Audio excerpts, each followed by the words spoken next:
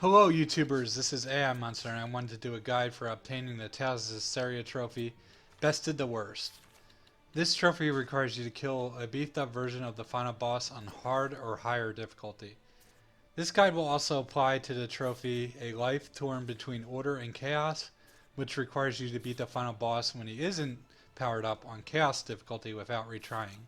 I'll go over the differences I noticed between the powered up and the non-powered up versions soon. So first off, you should go for the A Life Torn Between Order and Chaos trophy first.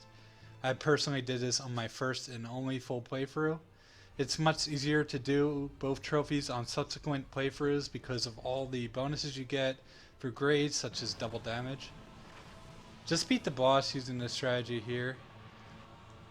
You shouldn't need any special gear, but if you are having trouble breaking the shield on the second main phases or staying alive, you'll want to do some of the prep work detailed here. The reason you should do A Life Torn Between Order and Chaos first is because you do not want to fight the powered up version of the boss on Chaos difficulty, as he's difficult enough on hard. If you power him up, you cannot undo it. Also, make sure you don't hit retry and reload your save data if you fail an attempt. Now, in order to spawn the powered up version of the final boss, you'll need to beat the final boss on any difficulty, and you'll be asked to create new clear data. Once you do, you'll be back at the top of the final dungeon before the stairs to the final boss. If you go up the stairs, there will be a portal before the doors to the final boss so you can take to Hexen Island.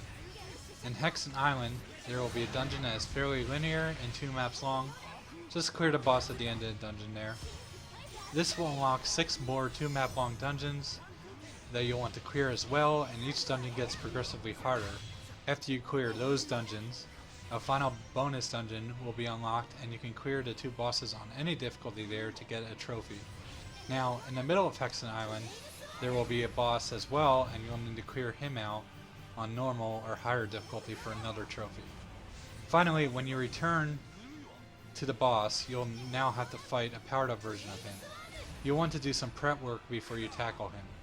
You'll need to do a large amount of damage to him within a certain period of time. So fusing gear with stacks that increase your damage, particularly Lindwer, which boosts damage versus dragons by 15% each stack.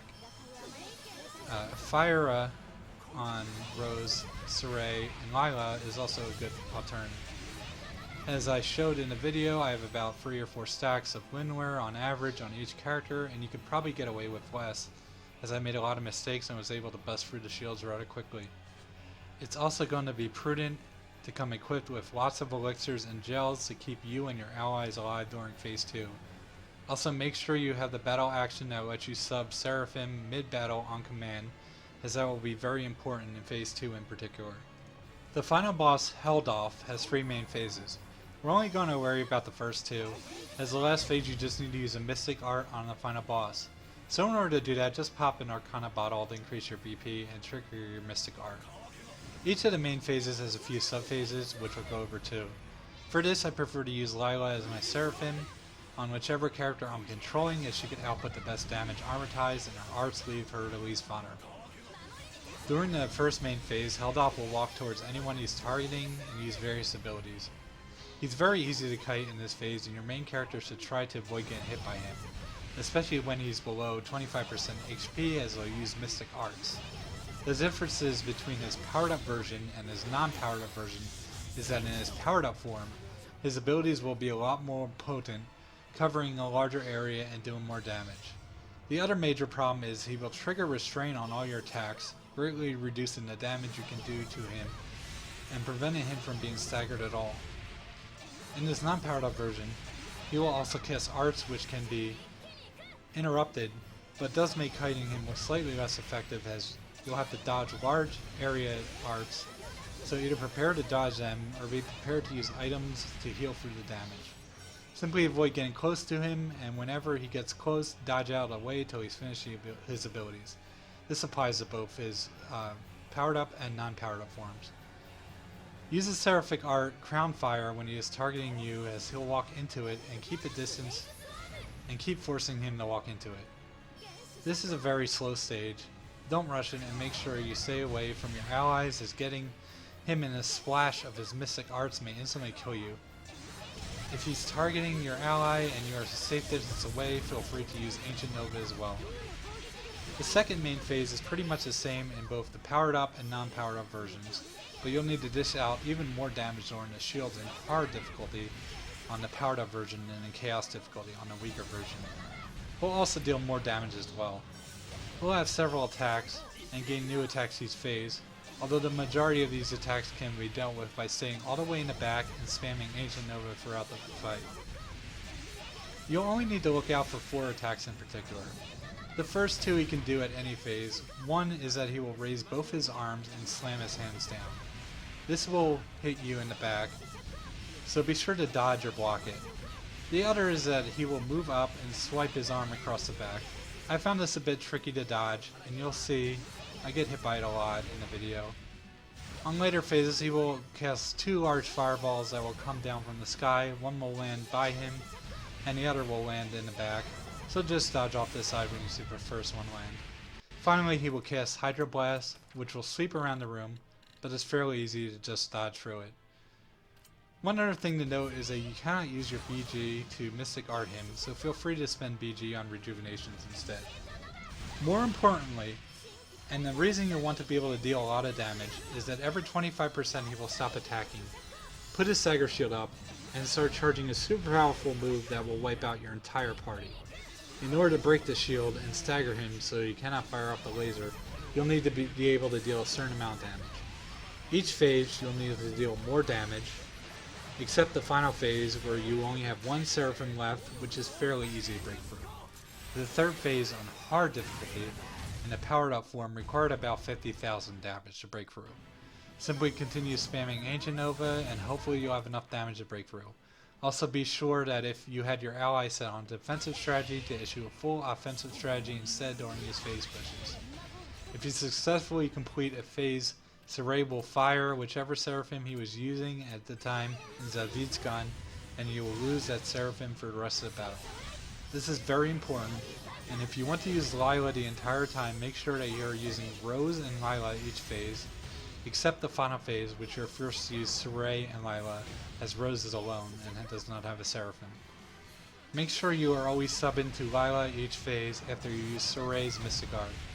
If you can't get Lila to sub, it's probably because Saray or Rose is armatized, in which case you can select them and undo it, or that she is unconscious, in which case you just need to keep everyone on defensive and don't push until the next phase until she's back and you can switch her back.